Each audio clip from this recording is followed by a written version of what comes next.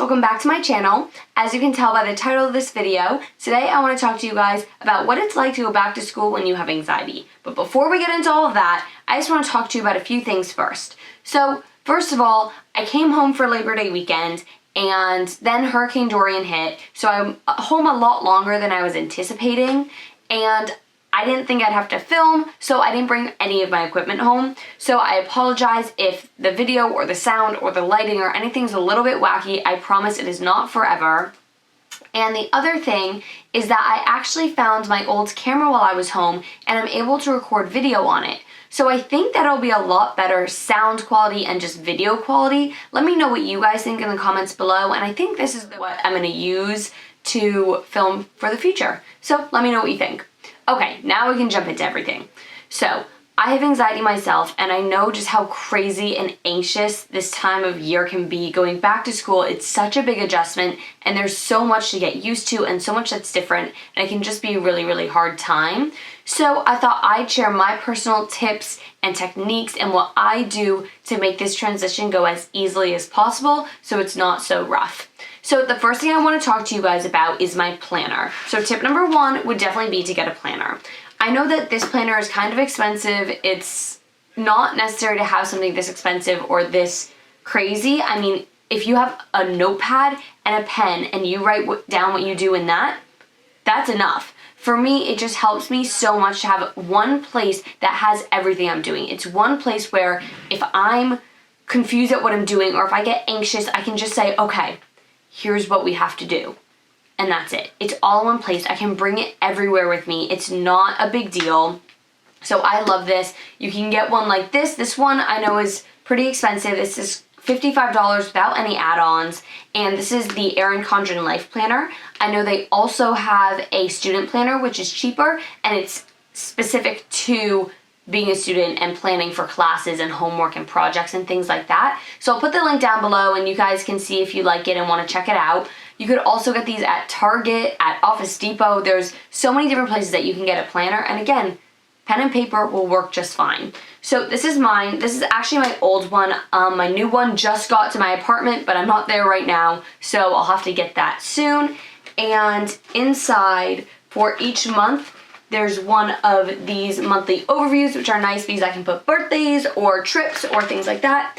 And then each week has more specific for each day, and that's really great for me. I can write down if I'm going somewhere, I can write down if I have plans, I can write down homework, projects, essays, anything I need. I can write down if I want to work on something a specific day, anything, and it's just all in one place. As I said, so simple, so easy. Simple and easy are so good for anxiety. Simple and easy just make it so you can't get so far in that conversation in your head, and I will touch more on that in a little bit. But for now, let's move on to tip number two, which is preparing.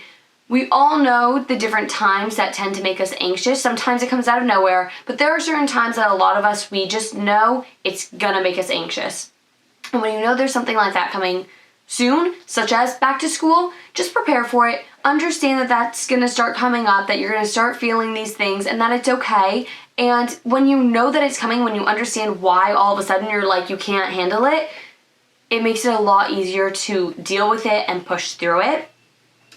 The next thing I want to talk to you, tip number three, is going to be coping mechanisms. I know that we've heard this word a million times, and sometimes you hear coping mechanisms and you want to like pull your hair out because you're like, yeah, I know, I get it, it's not going to cure my anxiety. It won't.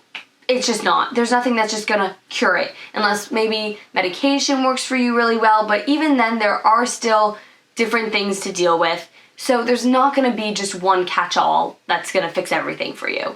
But what coping mechanisms can do, at least in my experience, they can really just take a time when I'm overwhelmed and help me see it clearly and in a different way that I can approach it and work through it.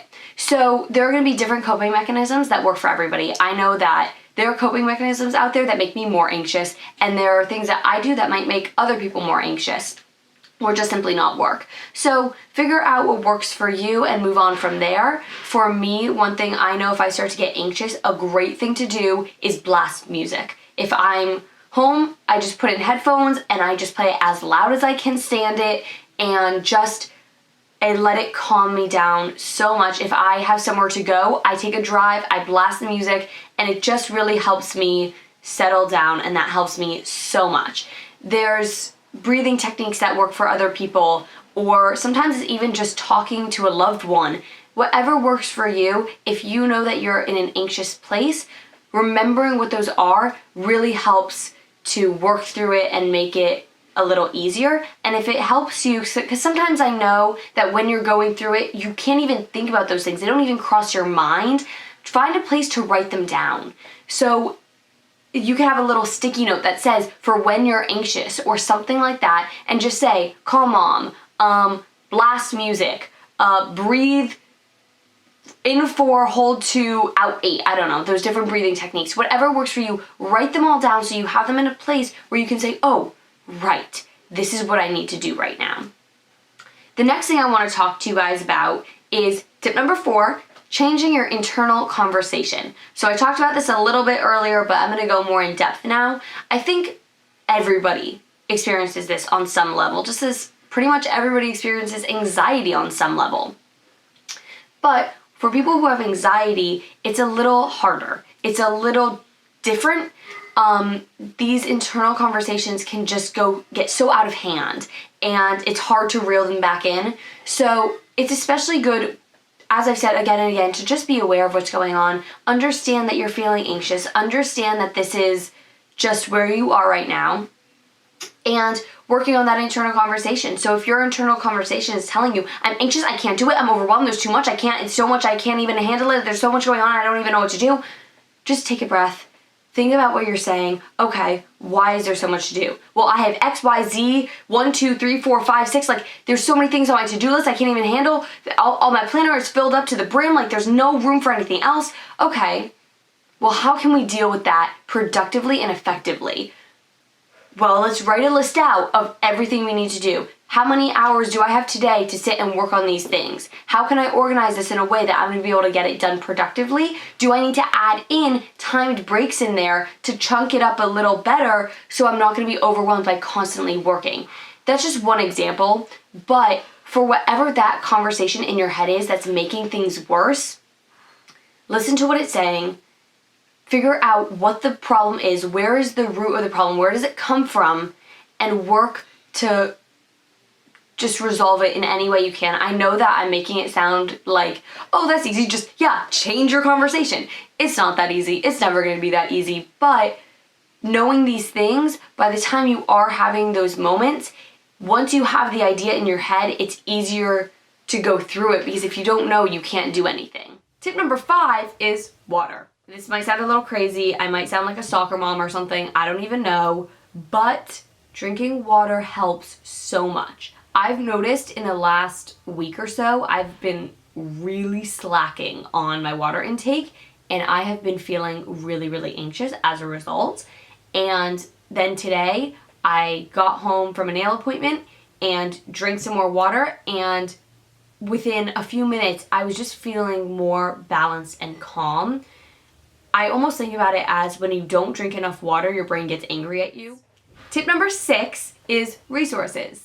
Find different resources, whether it's on Instagram, on Twitter, on YouTube, a blog, a friend, some place where you can go to talk about anxiety or have some connection to it that helps you find out more information or feel better or this or that. I know I personally write for a blog called Anxiety Sisters, and even just writing about it helps, and it helps me connect with my anxiety more in a way that I'm not anxious, but I can just address the anxiety and the things that I'm feeling. But reading the different articles helps me so much, and I'll link all this down below. On social media, if I follow people who talk about this kind of stuff, it makes me feel better to be able to connect with it and to see it in a different way than the internal conversation that my anxiety creates. So if that works for you, it's a great way to kind of move through things a little easier and to kind of feel supported while you are going through anxiety. Tip number 8 is to know it's not forever.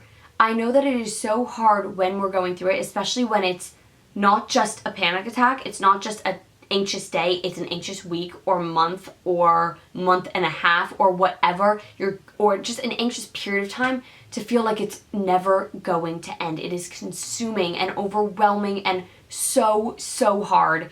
And I think one thing that's really helped me is just stopping myself and saying, this won't last forever. You've been here before. You know it's just a hill to get over.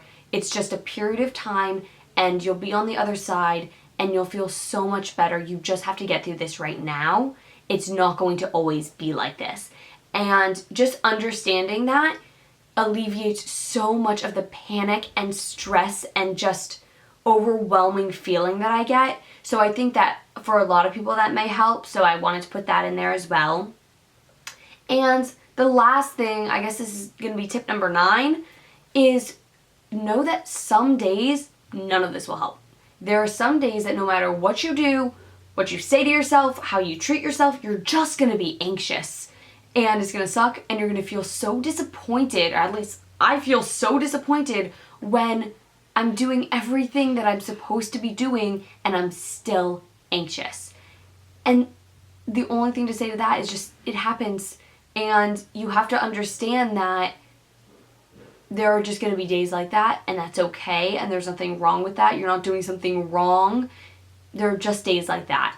So I hope that this helps you guys. I hope that, you're able to alleviate some of your anxiety by following these tips. If you guys have any other tips that I haven't mentioned, leave them in the comments down below. I would love to learn some more. I think that there is no end to learning about, mental health and how to get better and how to improve your situation. So I hope you guys enjoyed this one. I know it's a little bit of a hard subject, but I hope that everybody just has a really great back to school season and that anxiety is a little kinder on you today. See you guys in the next one. Bye.